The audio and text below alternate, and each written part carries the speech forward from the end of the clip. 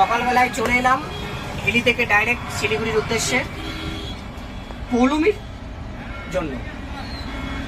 রাত্রিবেলায় ফোন করা হয়েছিল, গাড়িটার কিছু সমস্যা হয়েছে, পাইপ ফেটে গেছে, কিছু সিম্বল আছে, মেসেজ দিচ্ছে।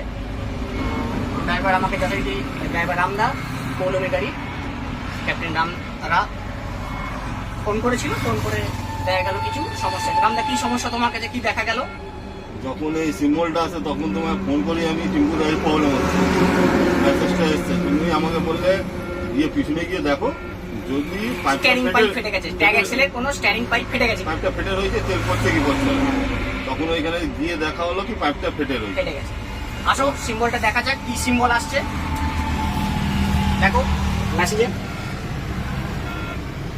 গাড়িতে এই সিম্বল আসছে, এই সিম্বলে অনুযায়ী দেখা যায় যে এটা হচ্ছে tag axle fluid level drop.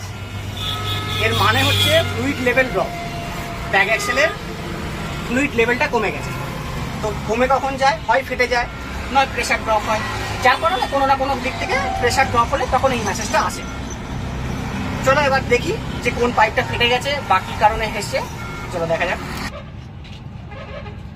গাড়ির নিচে দেখেন যেমনটা বলা হয়েছিল, পাইপ ট্যাগ অ্যাক্সেল, এই হলো ট্যাগ অ্যাক্সেল, এই সিলিন্ডার ট্যাগ অ্যাক্সেল সিলিন্ডার,